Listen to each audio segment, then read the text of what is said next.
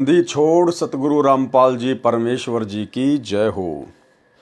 परम पिता परमात्मा सारी सृष्टि के रचनहार कुल मालिक असंख्य ब्रह्मांडों के स्वामी जगत गुरु तीनों लोकों में प्रवेश करके सबका धारण पोषण करने वाले राजाधिराज आत्माधार नाथों के नाथ देवों के देव महादेव सर्वेश्वर महेश्वर मृत्युंजय अजरो अमर आदि अनादि सनातनी प्रभु जगत पिता जगदीश्वर श्री श्री 1008 की उपाधि के वास्तविक अधिकारी अकाल मूरत शब्द स्वरूपी राम वासुदेव सर्वगतम ब्रह्म परम पूज्य प्रथम पूज्य परम संत परम पुरुष परम धनी परम दयालु सत्य कबीर हक्का कबीर अल्लाहु अकबर बाखबर अल्लाह ताला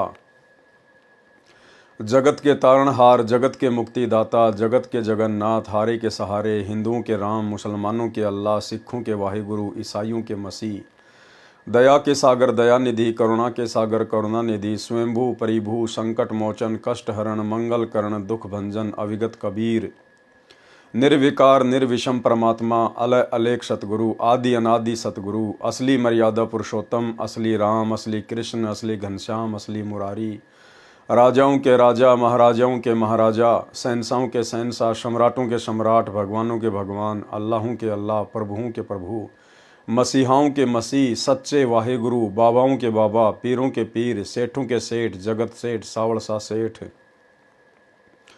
सर्वगुण संपन्न अनंत कोटि कलाओं के स्वामी अनंत कोटि ब्रह्मांडों के नायक योगियों में महायोगी ध्यानियों में महाध्यानी सिद्धों में परम सिद्ध ज्ञानियों में तत्वज्ञानी ब्रह्म ज्ञानी महाज्ञानी परम ज्ञानी सर्वश्रेष्ठ ज्ञानी विज्ञानी युवा कबीर समृत कबीर असंवाद अमित ओजा सच्चे रहनुमा करीम अल्लाह सुभान अल्लाह दुनिया के अंतिम पैगंबर 8 सितंबर 1951 से गांव धनाना जिला सोनीपत हरियाणा भारतवर्ष की पावन भूमि पे प्रकट रियल कल की भगवान श्री नारायण साकार हरि श्री बाबा साहेब गरीब निवाज शब्द स्वरूपी राम संत श्रोमणी सतगुरु रामपाल जी परमेश्वर जी के चरण कमल में साध संगति से जुड़े हुए देश विदेश से हम सभी सत्सेवक भाई बहनों का अनंत कोटि दंडवत प्रणाम।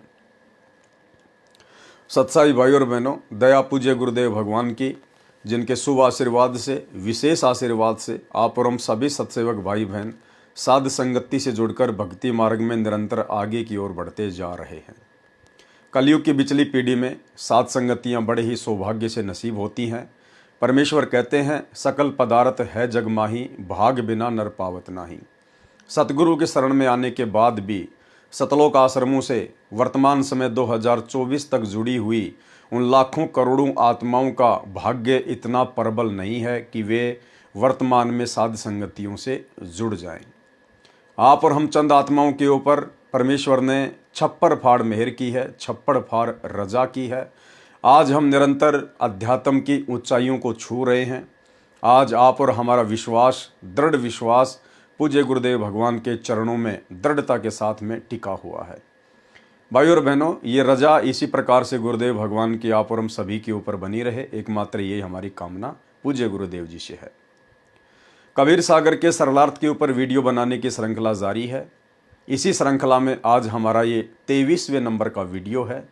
प्रत्येक वीडियो में परमेश्वर हमें भक्ति मार्ग से जुड़ी हुई नई नई जानकारियां उपलब्ध करवाते हैं।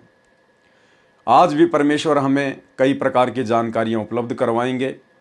साथ ही भक्ति मार्ग पे हमने किस प्रकार से सावधानियां बरतनी है, अपने गुरुदेव भगवान को पहचानने में गलती नहीं करनी है, गुरु के अलावा किसी अन्य में परमात्मा के दर्शन नहीं करने हैं, अन्यथा हम काल की सूक्ष्म चाल की भेंट चढ़ जाएंगे। तो आज कबीर सागर के सरलार्थ के पार्ट नंबर 23 में बिजली खां पठान की कथा के माध्यम से परमेश्वर हमें बहुत सारी शिक्षाएं देंगे। तो चलिए भाई और बहनों, शुरू करते हैं। कबीर सागर का सरलार्थ पेज नंबर 201। बिजली खां पठान मगहर रियासत को शरण में लेना, यानी मगहर रियासत के नवाब थे बिजली खां पठान, जो दिल्ली के बादशाह सिकंदर लोदी के अधीन राज्य करते थे। उनको परमेश्वर ने किस प्रकार से अपनी शरण में लिया। एक बिजली खान पठान मगहर रियासत नवाब था। मगहर नगर के साथ से एक आमी नदी बहती थी, एक आमी नाम की नदी थी, वो मगहर रियासत के पास से बहा करती थी। वह भगवान शंकर जी के श्राप से सूख गई थी। भगवान शिव का दूसरा श्राप था कि जो मगहर में प्राण त्यागेगा वह गधे की योनि को प्राप्त करेगा, फिर नरक में जाएगा। जो काशी में मरेगा वह बैकुंठ में जाएगा। एक समय मगहर नगर के आसपास यानी मगहर रियासत में दुर्भिक्ष पड़ा, यानी भयंकर अकाल पड़ा। त्राही त्राही मच गई। सर्व जंतर मंतर पाठ हवन कर करा लिए, परंतु व्यर्थ रहा। मगहर नगर उत्तर प्रदेश में गोरखपुर गीता प्रेस वाला इससे 25 किलोमीटर दूर है। मगहर में हिंदू तथा मुसलमान आधे आधे हैं। किसी ने राजा को बताया कि काशी नगर में एक कबीर नाम के महात्मा बड़े सिद्ध पुरुष हैं, यदि वे आशीर्वाद दे दें तो वर्षा निश्चित रूप से हो जाएगी। बिजली खां पठान को किसी ने बताया कि ऐसे ऐसे काशी में एक कबीर नाम के सिद्ध पुरुष हैं, महापुरुष हैं, अगर वे दया कर दें तो निश्चित तौर पर आपके यहाँ पे बिन बादल बिन मौसम भी बरसात हो जाएगी। ठीक इसी प्रकार भाई और बहनों, जिस प्रकार भयंकर अकाल पड़ने के कारण बिजली खां पठान को, जो कि वहाँ का नवाब था, राजा था, हर प्रकार से अपने राज्य में सुख शांति के लिए प्रयत्न कर रहा था, प्रयास कर रहा था। अंत में किसी ने बताया कि ऐसे ऐसे एक महात्मा है कबीर नाम के, अगर वो दया बख्श दें तो आपके राज्य में पुनः बारिश हो सकती है। ठीक इसी प्रकार 2028 युग परिवर्तन का समय है, और जिस प्रकार बिजली खां पठान अपने राज्य में शांति स्थापना के लिए दर दर भटक रहा था, उसी प्रकार भारत देश के राजा को, जो भी उस समय राजा होगा, वर्तमान में जिसे प्रधानमंत्री कहा जाता है, राष्ट्रपति कहा जाता है, जो पूरे देश का नेतृत्व करते हैं, 2028 युग परिवर्तन का समय है। इस बात से राजा प्रजा सभी लोग अनजान हैं, और युग परिवर्तन परमेश्वर का अटल सिद्धांत है।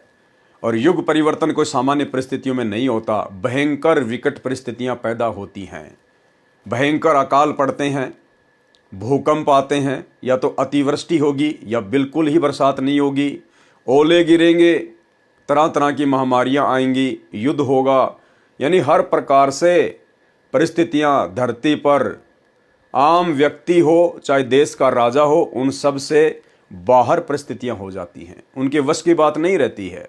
उस समय भी देश के राजा को किसी के द्वारा यह जानकारी दी जाएगी कि यदि आप भारत देश में शांति स्थापित करना चाहते हैं, जिस प्रकार आज पूरे विश्व में आग लगी हुई है, और यदि आप भारत देश में शांति स्थापना करना चाहते हैं, अपने देश को बचाना चाहते हैं, आप स्वयं यदि सुरक्षित रहना चाहते हैं, इस तबाही को यदि कम करना चाहते हैं, जन धन की हानि से जो है छुटकारा चाहते हैं, तो आपने ऐसे ऐसे हरियाणा की हिसार जेल में संत रामपाल जी महाराज नाम से एक सिद्ध पुरुष है, एक महापुरुष है, स्वयं परमात्मा ही धरती पर प्रकट हैं, आप उनकी शरण में चले जाइए। वे यदि दया कर दें तो पुनः शांति स्थापना हो सकती है, अन्यथा पृथ्वी पर दूसरा कोई विकल्प नहीं होगा। तो जब अकाल गिरा तब याद आई साधु संत महात्माओं की, राजाओं को। किसी ने राजा को बताया कि काशी नगर में कबीर नाम के महात्मा बड़े सिद्ध पुरुष हैं, यदि वे आशीर्वाद दे दें तो वर्षा निश्चित रूप से हो जाएगी। नवाब बिजली खान पठान ने एक लेटर राजा बीर सिंह के नाम लिखा और अपना सूखा पड़ने का दुख बताया, और लिखा कि सुना है कबीर पीर आपके नगर में रहता है, कृपया उसे भेजें, हम दुखी हो गए हैं। राजा में इतनी अकल नहीं होती है, राजा में इतनी आध्यात्मिक अकल नहीं होती है। बिजली खां पठान ने कहा कि कबीर नाम के कोई महात्मा आपके वहाँ रहते काशी नगर में। काशी नरेश बीर सिंह बघेल को लेटर लिखा, तो बीर सिंह परमात्मा का शिष्य हो चुका था उस समय। बीर सिंह ने कहा कि संत महात्माओं को ऐसे बाई ऑर्डर नहीं बुलाया जाता, अगर वे आप भी गए और अपनी रजा नहीं बख्शेंगे, आशीर्वाद नहीं देंगे, आपके अभिमान और अहंकार को देखकर, फिर क्या फायदा उनका वहां पर आने का। तो बिजली का पठान तुरंत समझ गया, उसकी मजबूरी भी थी, और खुद सैनिकों के साथ में कबीर परमेश्वर जी के पास गया। कृपया उसे भेजें, हम दुखी हो गए हैं। राजा बीर सिंह बघेल परमेश्वर कबीर जी का शिष्य हो चुका था, वह सब मर्यादा जानता था। बीर सिंह ने पत्र पढ़कर बिजली खां पठान को पत्र लिखा कि हे खान जी, साधु संतों को आदेश देकर नहीं बुलाया जाता, यदि आदेश से बुला भी लिया, उन्होंने आशीर्वाद नहीं दिया, फिर उस जाने और बुलाने का क्या औचित्य हुआ। ठीक इसी प्रकार उस समय भारत देश के राजा को, वो चाहे नरेंद्र मोदी हो या चाहे कोई और हो, उस समय भारत देश के उस राजा को भारत देश में शांति स्थापना के लिए हिसार की जेल में जाकर संत रामपाल जी के पैर पकड़कर उनसे मन्नतें करके नाक रगड़ के अपनी गलतियों की क्षमा याचना मांग के उनके आशीर्वाद को प्राप्त करना पड़ेगा। दूसरा कोई तरीका पूरे विश्व में नहीं होगा। साधु संतों को आदेश देकर नहीं बुलाया जाता। यदि आदेश से बुला भी लिया, उन्होंने आशीर्वाद नहीं दिया, फिर उस जाने और बुलाने का क्या औचित्य रहा। यह पत्र पढ़कर नवाब स्वयं अपने अंग रक्षकों के साथ गए। कबीर परमेश्वर जी से अपनी दुख भरी कहानी सुनाई। उस समय वीर सिंह बघेल भी साथ था। कबीर परमेश्वर घोड़े पर बैठकर नवाब के साथ चल दिए। गोरखनाथ जी सिद्ध पुरुष हैं, वे संसार छोड़कर जा चुके हैं। सिद्ध पुरुषों के पास कुछ वर्षों तक ये शक्ति रहती है कि वे जब चाहें पृथ्वी पर प्रकट हो जाते हैं, अपने पंथ का विस्तार फिर भी करते रहते हैं। जब गोरखनाथ जी को इस बात का पता चला कि तेरी तप स्थली गोरखपुर के पास कोई संत वर्षा कराने के मकसद से आ रहा है, तो मगहर नगर से 1 मील अर्थात लगभग 1.5 किलोमीटर दूर एक सूखी जोड़ी यानी तालाब के पास वृक्ष के नीचे बैठ गया। कौन? गोरखनाथ।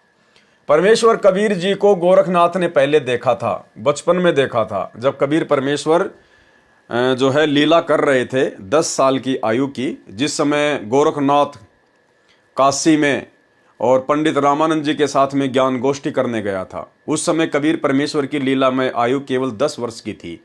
उस समय गोरखनाथ ने कबीर परमात्मा को देखा था, उनसे दीक्षा ली थी। उसके बाद फिर वो नहीं मिल पाया, अपनी उन्हीं सिद्धियों में तपस्याओं में वापस लग गया। जब परमेश्वर 10-12 वर्ष की लीला में आयु में थे, स्वामी रामानंद जी की उपस्थिति में कबीर जी तथा गोरखनाथ जी की गोष्ठी हुई थी। गोरखनाथ ने परमेश्वर कबीर जी से हार मानी थी, परंतु अहंकार शेष था। परमेश्वर कबीर जी को गोरखनाथ जी ने पहचाना नहीं। उस दिन परमेश्वर ने गोरखनाथ जी को देखा और जाना कि गोरखनाथ किस मकसद से बैठे हैं। परमात्मा तो अंतर्यामी है, जानी जान है, वो तो तुरंत जान गए कि गोरखनाथ क्यों बैठा हुआ है। वो तो काशी नगर से चलने से पहले भी जानते थे कि गोरखनाथ आएगा वहां पर अपने अहंकार वश। परमेश्वर कबीर जी तो अंतर्यामी हैं, उनको समझते देर नहीं लगी। परमेश्वर घोड़ा रोककर नीचे उतरे और नवाब से कहा कि हे बिजली खान, आप काशी गए, ये देखो महात्मा जी बैठे हैं, ये तो जो चाहे सो कर सकते हैं, इनसे प्रार्थना करो। नवाब बिजली खान ने सिद्ध पुरुष से वर्षा कराने की प्रार्थना की। गोरखनाथ जी उठे और अपने त्रिशूल को उस छोटे जोड़ी के बीच में जमीन में गाड़ा और निकाल लिया। पानी का फवारा निकला, तलैया भरने के पश्चात रुक गया। कबीर जी ने कहा कि हे बिजली खान, बन गया काम, महात्मा का धन्यवाद करो। बिजली खान ने कहा कि हे महात्मा जी, इस जल से तो एक समय हमारे पशु भी तृप्त नहीं हो सकते, वर्षा कराने की कृपा करें। गोरखनाथ जी क्रोध से बोले कि इस क्षेत्र के व्यक्तियों के भाग्य में 2 साल तक बारिश होने का संयोग नहीं है, पाप कर्म बढ़ा है, बारिश कैसे हो सकती है। यदि किसी में शक्ति है तो वर्षा करा के दिखा दे। उस समय गोरखनाथ जी कबीर जी पर व्यंग कर रहे थे। कबीर जी ने नवाब तथा साथ आए सैनिकों तथा गांव से आए व्यक्ति जो नवाब को देखकर उसी तलैया पर चले गए थे, सबको कहा मैं यहां बैठकर परमात्मा में धुन लगाता हूं। लीला की परमात्मा ने, उनको कहां धुन लगानी थी, वे तो स्वयं ही परमेश्वर हैं। मैं यहां बैठकर परमात्मा में धुन लगाता हूं, आप घर को जाओ। यदि परमेश्वर ने सुन ली तो आधे घंटे में बरसात हो जाएगी।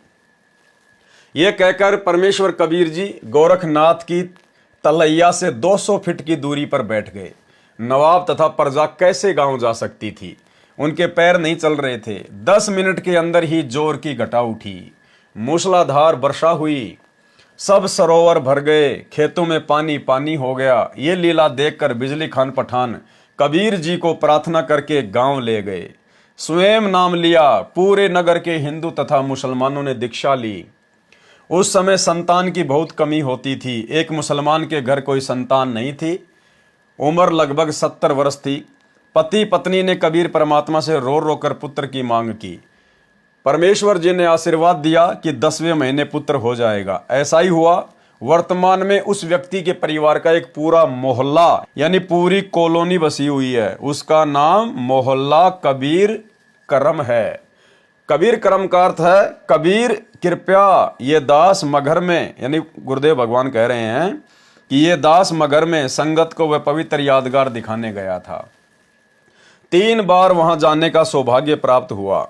वहां के नागरिक कहते हैं कि परमेश्वर कबीर जी की कृपा से नगरी सुख से बस रही है। यहाँ हिंदू मुसलमान लगभग आधे आधे हैं। कभी भी धर्म के नाम पर आपस में झगड़ा नहीं हुआ है। देश के अन्य शहरों में कई बार हिंसा होती है, परंतु हमारे गांव में भाईचारा कायम रहा। क्यों?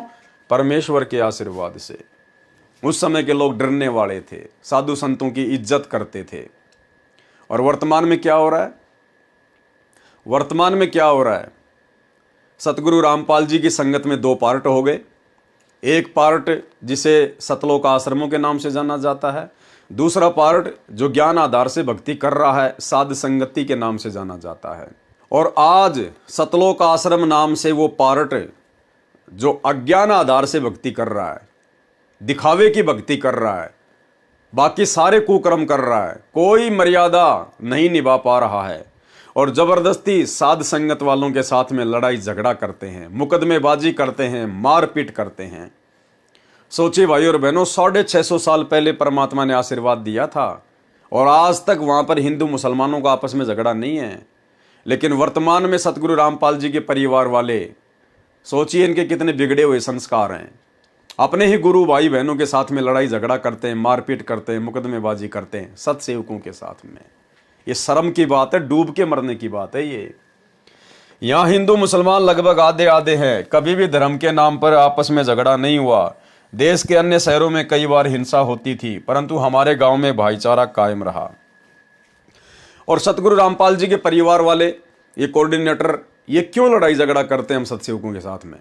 ये भक्ति को लेकर लड़ाई झगड़ा नहीं करते, क्योंकि इन लोगों को भक्ति की टेंशन नहीं है। भक्ति चाहे कोई इनसे अच्छी करे या इनसे नीची करे, इनको भक्ति से कोई लेना देना नहीं है।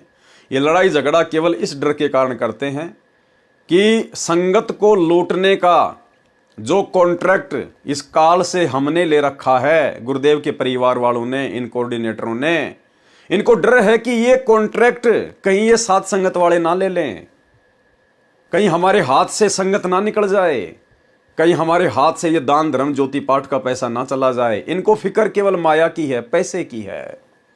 अपने स्वार्थ के कारण ये उलझे हुए हैं। लेकिन इनको इस बात का नहीं पता कि हम सतगुरु रामपाल जी परमेश्वर जी के शिष्य हैं, उनके सत्सेवक बच्चे हैं। माया को, धन दौलत को हम लोग अपने गुरुदेव के आशीर्वाद से और ज्ञान आधार से अपने पैर की ठोकर के ऊपर रखते हैं, पैर की ठोकर के ऊपर। हमारी नज़रों में हमारे गुरुदेव भगवान से बढ़कर, उनकी सत भक्ति से बढ़कर दुनिया में कोई भी दूसरी अनमोल माया, अनमोल धन नहीं है। लेकिन काल प्रेरणा से ये लोग इस बात से अपरिचित हैं। यहाँ हिंदू मुसलमान लगभग आधे आधे हैं। कभी भी धर्म के नाम पर आपस में झगड़ा नहीं हुआ है। देश के अन्य शहरों में कई बार हिंसा होती है, परंतु हमारे गांव में भाईचारा कायम रहा। नाम भक्ति की कमाई करना अनिवार्य। अब गुरुदेव भगवान हमें क्या समझा रहे हैं? इस कथा के माध्यम से परमेश्वर हमें क्या शिक्षा देंगे? नाम भक्ति की कमाई करना अनिवार्य। यानी आज हम भाई बहनों ने गुरुदेव भगवान से, कबीर परमेश्वर जी से नाम उपदेश भी ले लिया है, हम उनकी शरण में हैं। और यदि हम लोग सुमरण को, 3 समय की आरती को, सत्संग सुनना, 5 यज्ञ करना, ये टोटल जो होता है ये भक्ति में आता है, परमात्मा की सेवा में आता है। इसी को कहते हैं पूजा करना। पूजा, भक्ति, सेवा, इसमें सब कुछ आ जाता है। 3 समय की आरती आ गई, मंत्र जाप करना हो गया, सत्संग सुनना, मर्यादा निभाना, गुरुदेव को भोग लगाना, यानी भक्ति से संबंधित जो भी क्रिया होती है वो सेवा, पूजा इसी नाम से जानी जाती है। तो परमेश्वर समझा रहे हैं कि उपदेश लेने के बाद में यदि आपने जरा भी भक्ति, पूजा, सेवा में ढील कर दी, जितने मंत्र गुरुदेव ने कह रखे हैं प्रतिदिन करने के लिए, कम से कम 1 माला प्रथम नाम की, यदि सतनाम मिला हुआ है तो कम से कम 500 या 1000 सतनाम के जाप, ये तो कम से कम है। ज़्यादा चाहे कितने करो, ये तो अनिवार्य हैं, कम से कम है ये। यदि हम इतना भी नहीं करेंगे भक्ति को हल्के में लेंगे तो फिर हमारे साथ में क्या बनेगी, फिर भी हम पार नहीं हो पाएंगे। हम मर्यादा में भी पूरे हैं, सच्चा गुरु भी बना रखा है, लेकिन गुरु ने जितनी भक्ति करने का आदेश दिया है, यदि हम उतना भक्ति नहीं कर रहे हैं तो भी हम अंत में यहीं रह जाएंगे। नाम भक्ति की कमाई करना अनिवार्य। अध्याय वीर सिंह बोध, पृष्ठ 123 पर। राजा वीर सिंह की एक छोटी रानी सुंदर देई थी। जो काशी नरेश था राजा वीर सिंह, परमात्मा उसकी स्त्री के माध्यम से आप और हमें संदेशा दे रहे हैं कि नाम की कमाई नहीं की तो क्या बनेगा। राजा वीर सिंह की एक छोटी रानी सुंदर देई थी। उसने भी परमेश्वर कबीर जी से दीक्षा ले रखी थी। उसने सत्संग बहुत सुने थे, विश्वास कम था, नाम की कमाई यानी साधना नहीं करती थी। जब रानी का अंतिम समय आया तो यम के दूत राजभवन में प्रवेश कर गए। फिर यमदूत रानी के शरीर में प्रवेश कर गए और अंतिम श्वास का इंतजार करने लगे। उस समय रानी सुंदरदेई के शरीर में बेचैनी हो गई। यमदूत दिखाई देने लगे। राजा ने रानी से पूछा कि क्या बात है। रानी ने कहा कि मुझे राजपाट, महल, आभूषण कुछ भी अच्छा नहीं लग रहा है। रानी ने कहा कि साधु संतों को बुलाकर परमात्मा की चर्चा कराओ। साधु तथा भगत आकर परमात्मा की चर्चा तथा भक्ति करने लगे। उससे कोई लाभ नहीं हुआ। रानी के शरीर में कष्ट और बढ़ गया। यानी सबसे पहली शिक्षा तो भाई और बहनों ये कि यदि हम गुरुदेव की मर्यादा में रहकर और जितनी भक्ति उन्होंने करने के लिए आदेश दिया हुआ, यदि उतनी नहीं करेंगे तो भी यम के दूत हमें नहीं छोड़ने वाले।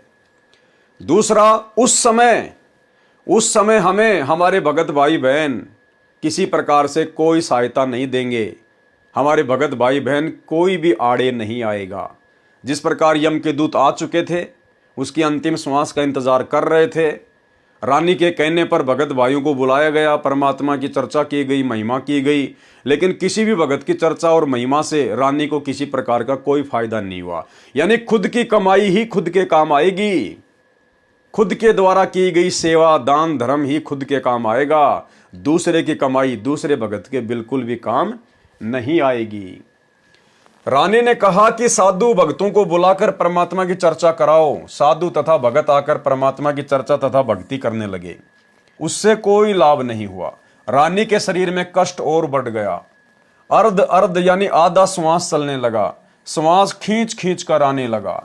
हृदय कमल को त्याग कर जीव भयभीत होकर त्रिकुटी की ओर भागा। यानी हमारी जो आत्मा होती है वो हमारे शरीर में जो है हृदय कमल में रहती है। तो यम के दूतों से वो आत्मा भयभीत हो गई, क्योंकि भक्ति उसने की नहीं, मर्यादा में वो रही नहीं, गुरु पे उसका विश्वास रहा नहीं। अंत में वो भयभीत हो गई, वो डर गई यम के दूतों को देखकर। अन्यथा परमात्मा ने तो कह रखा है, अगर आप मर्यादा में हो, भक्ति कर रहे हो, पहली बात तो यम के दूत तुम्हारे पास में आएंगे नहीं। अगर आ भी गए गलती से तो नाम का सुमरण शुरू कर दो, उनके तीर से लगेंगे, वो दूर जाके खड़े हो जाएंगे। तो अंत समय जब आया तो रानी का जो जीव था वो हृदय कमल से और त्रिकुटी की ओर भागा, और तो कोई रास्ता नजर आएगा नहीं। वो त्रिकुटी की ओर दौड़ा अपने बचाव के लिए। हृदय कमल को त्याग कर जीव भयभीत होकर त्रिकुटी की ओर भागा। यम दूतों ने चारों ओर से घेर लिया। चारों यम दूतों ने जीव को घेर कर कहा कि आप चलो, हरि यानी प्रभु ने तुम्हें बुलाया है। तब रानी के जीव को सत्संग वचन याद आए। उसने यम दूतों से कहा कि हे बटपार, हे जालिमो, तुम यहां कैसे आ गए? हमारा सतगुरु हमारा मालिक है, आप हमें नहीं ले जा सकते। रानी को तुरंत वो सत्संग याद आ गए। उसी समय परमात्मा भी याद आ गया, उनके वचन भी याद आ गए कि हाँ, गुरुजी जो बात कहा करते थे ना कि यम के दूत आएंगे और वो गला दबा दबा के जीव निकालते हैं, तड़प तड़प कर जीव मरता है। फिर रानी ने हकीकत में देख लिया सूक्ष्म शरीर में कि भाई जो गुरुजी कहा करते थे बिल्कुल वैसा ही हो रहा है। और उस समय गुरुजी ने यह भी कहा था कि अगर ऐसी नौबत आ जाए तो अपने गुरु को याद करना, या आपके गुरुजी ने जो मंत्र दे रखा है वो सुमरण शुरू कर देना और कोई प्रयत्न मत करना। हे माँ, हे पिताजी, अरे बचाओ रे बचाओ रे। अगर ऐसा करना शुरू कर दिया और सुमरण नहीं किया या अपने गुरुदेव को याद नहीं किया, और गुरुदेव को याद करने का तरीका भी यही है, सुमरण, क्योंकि परमात्मा शब्द रूप है। और जब हम शब्द का उच्चारण करेंगे, उस मंत्र का जाप हम करेंगे, तो हम सतगुरु को ही याद करते हैं। हम हैं सबद सबद हम माही, हमसे भिन्न और कछु नहीं। तो गुरुदेव ने हमें जो मंत्र दे दिया, जो सुमरण दे दिया, उसका जाप करना, अपने गुरुदेव को ही याद करना है, उन्हीं का चिंतन मनन होता है वो। तो रानी ने अपने गुरुदेव को याद किया, सारी बातें उसको याद आ गई। उसने यमदूतों से कहा कि हे बटपार, हे जालिमो, तुम यहां कैसे आ गए?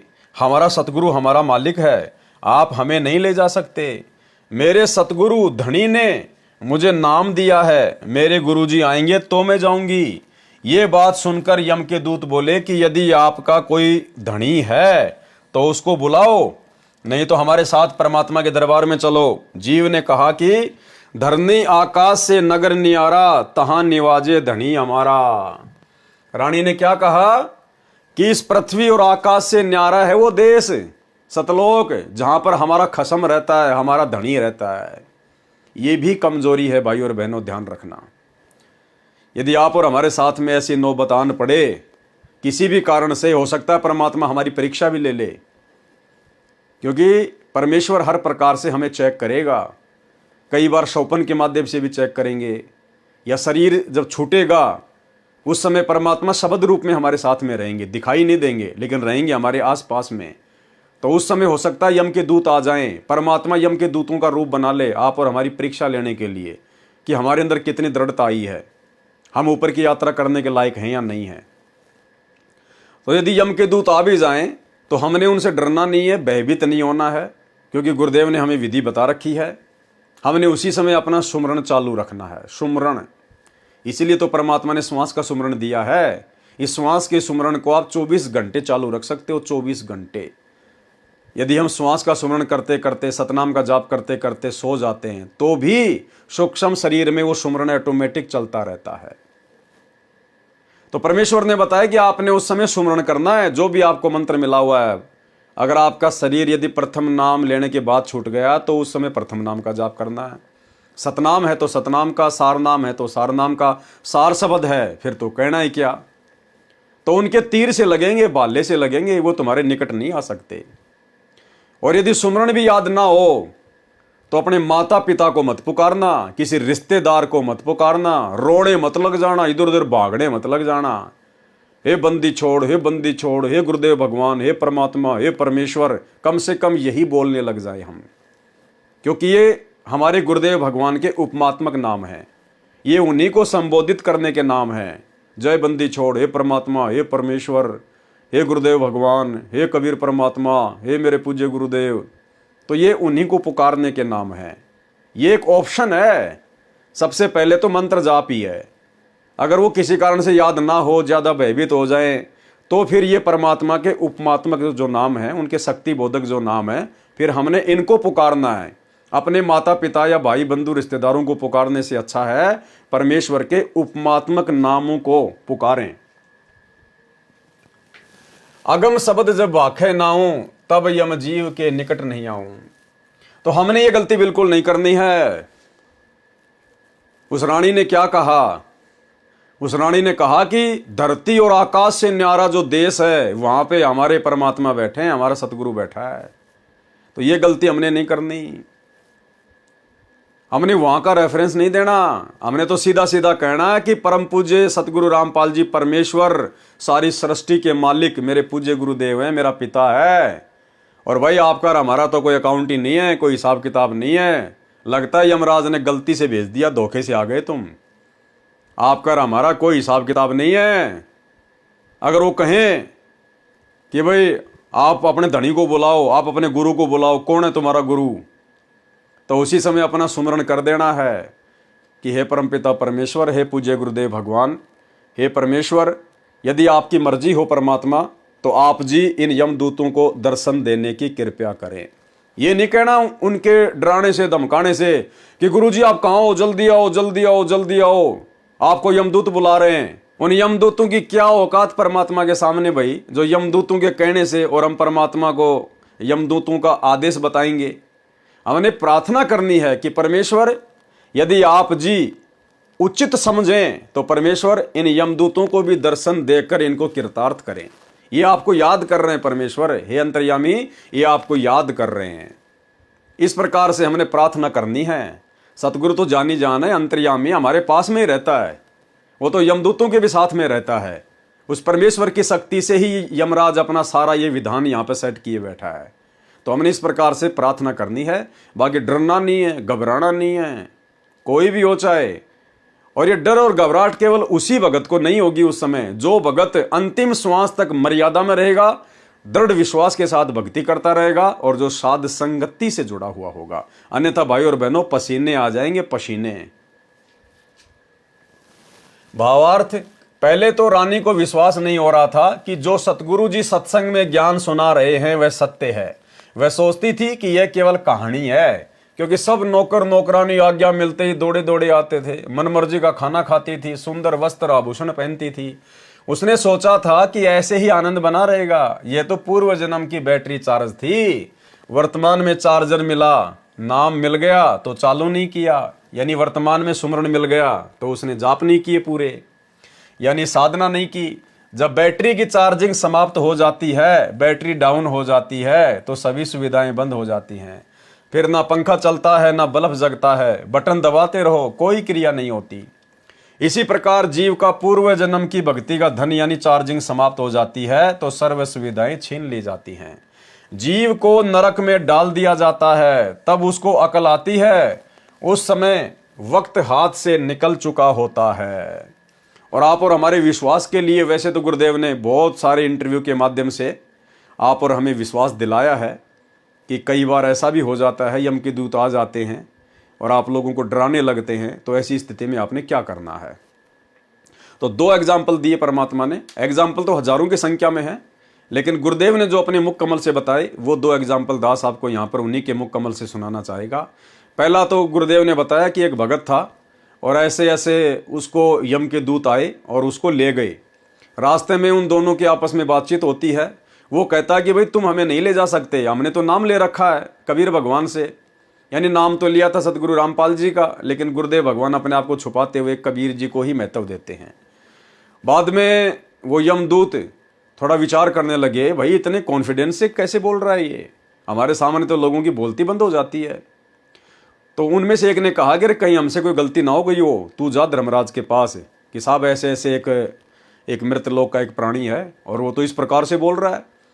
तो वो एक वहाँ गया धर्मराज के दरबार में, और धर्मराज के उन दोनों की आपस में बातचीत हो रही। उस भगत को बिल्कुल स्पष्ट सुनाई दे रही परमात्मा की लीला से, क्योंकि मालिक ने फिर इंटरव्यू उसका दिलवाना था आप और हमारे विश्वास के लिए। तो धर्मराज ने अपना रजिस्टर चेक किया और कहा, रे किसको उठा लाए तुम, अरे वो नहीं है, वो बीमारी, उसको नीचे पटको, तुम मेरे को भी मरवाओगे, नीचे छोड़ो उसको जल्दी से।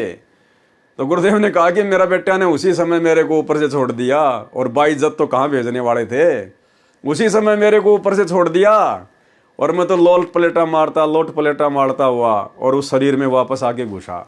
10-15 मिनट तक तो मेरे हाथ पैर काम नहीं कर रहे थे, पसीनम पसीना, आँख खुली, उसके बाद में माजरा समझ में आया। तो ये इंटरव्यू स्वयं गुरुदेव ने अपने मुख कमल से बताया है सत्संग में, जो हमारे विश्वास को दृढ़ करेगा। सुनिए। राय दरबार में दी कबीर तलाक, मेरे भूले चूके हंस को तू पकड़िए मत कजाक। जब धर्मराज के न्यायाधीश के ऑफिस में गरीबदास जी ने आके बताया अपनी वाणी में कि गोपाल दास, जब परमात्मा मुझे वहां धर्मराज के दरबार में लेकर गए और धर्मराज हाथ जोड़कर खड़ा हो गया करबद्ध, और परमात्मा जैसे बड़ा अधिकारी छोटे अधिकारी पर डांट मारा करे, एसपी जैसे ऐसे चोन धमकाया करे, ऐसे जाकर डांट लगा रहा है और वो जी सर कर रहा है। तो गरीबदास जी बता रहे, आंखों देखा धर्मराय दरबार में देई कबीर तलाक, मेरे भूले चूके हंस ने तू पकड़िए मत कजाक। बोला पुरुष कबीर से धर्मराय कर जोड़, और तेरे हंस न पकड़ो नहीं मन 2 ही लाख करोड़। हे परमात्मा, आपके हंस को मैं नहीं पकड़ूंगा। परमात्मा ने कहा कि मेरे भगत का तू लेखा जोखा भी मत करना, और गलती से आ जा तो मेरे पास भेज देना। तो धर्मराज ने कहा कि परमात्मा, आपकी शरण माने से पहले इसके गुड और बैड अकाउंट दोनों होते हैं, तो इसके जो बैड अकाउंट में इसके बुरे संस्कार हैं उसके अनुसार तो दाता मैंने सजा सुनानी पड़ेगी, मेरी मजबूरी है, उसका कोई विकल्प बताओ। तो परमात्मा ने कहा कि कर्म भ्रम ब्रह्मंड के मैं पल में कर दूं नेस, उनको क्रॉस मार दूंगा, और जिन हमारी दो ही दिसो करो हमारे पेश।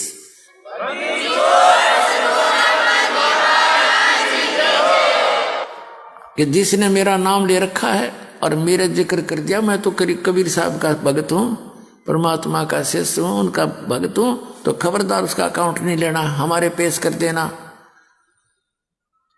तो पुण्यात्मा एक भगत बता रहा था, रात्रि के समय मैंने सपना आया और दो आए इसी बूढ़ी बूढ़ी शक्ल के और पकड़ कर मेरी बाँह, चल तेरा टाइम हो लिया, पूरा टाइम हो गया तेरा समय, मुझे ले गए ऊपर।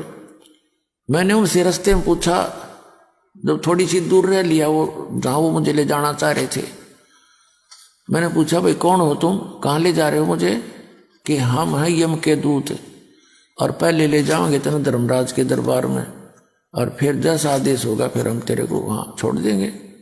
ने बोला यम के दूत और महाराज थारा के मेड़ भाई, तुम तो मुझे ले जा नहीं सकते, तो तुम्हें पता है मैं कबीर साहब का भगत हूँ, ऐसे नाम ले रखा है मैंने, मैं कबीर परमात्मा का बच्चा हूँ, तुम नहीं ले जा सकते मुझे। वो बोला चल चल सीधा था ना, तो न गट देंगे बात।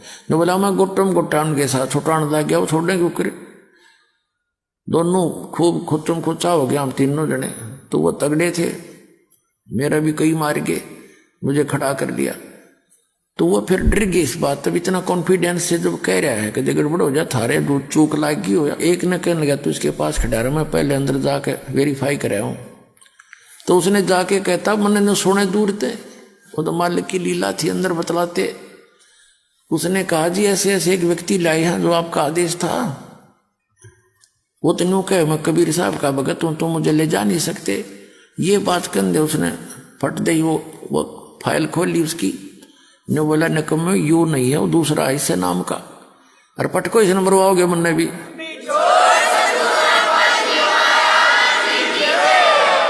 तो वो यूँ कहता सुना तो मुन्ने भी मरवाओगे न, छोड़ का तुरंत बाई इज्जत। तो जब वो वापस आए न बोला छोड़ दे बीमारी ने, बोला ऊपर तो पटक दिया बरे बेटा ने ऊपर से, और इज्जत तक छोड़ने थे। बोला ऊपर तो पटक दिया, नो आओ मैं सबकी लेनता। और नीचे आया जब एकदम नो आँख खुली मेरी, उठा तो मेरे हाथ पैर काम नहीं करे, सारा शरीर पसीना पसीना। जब मैं ठीक ठाक जाग जाता तो मेरे नो सोचूं सपना है यो, मेरा 15-10 मिनट के बाद तो मेरे शरीर हरकत में आया था, ऐसी स्थिति थी। तो पुण्यात्माओं आपका ऐसे समर्थ से मेल हो गया है, अब सच्चे दिल से भक्ति करना, पूरे परिवार की रक्षा करेगा, और सतलोक जाओगे, शरीर जाओगे, वहां जाकर सुंदर शरीर पाओगे। बोलो सतगुरुदेव की जय हो।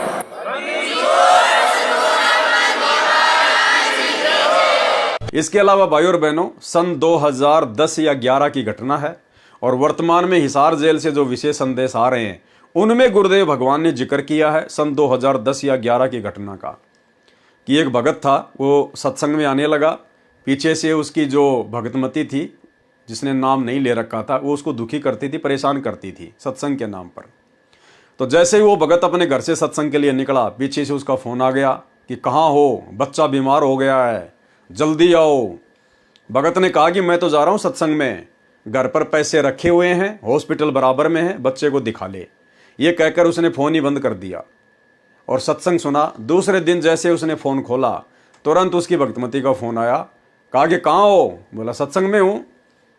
फिर उसने बहुत सारी बातें बताई कि आज तो चमत्कार हो गया हैं, आपके गुरुजी कैसे हैं, लंबे लंबे हैं, सर में सफ़ेद बाल हैं, सफ़ेद कपड़े पहनते हैं।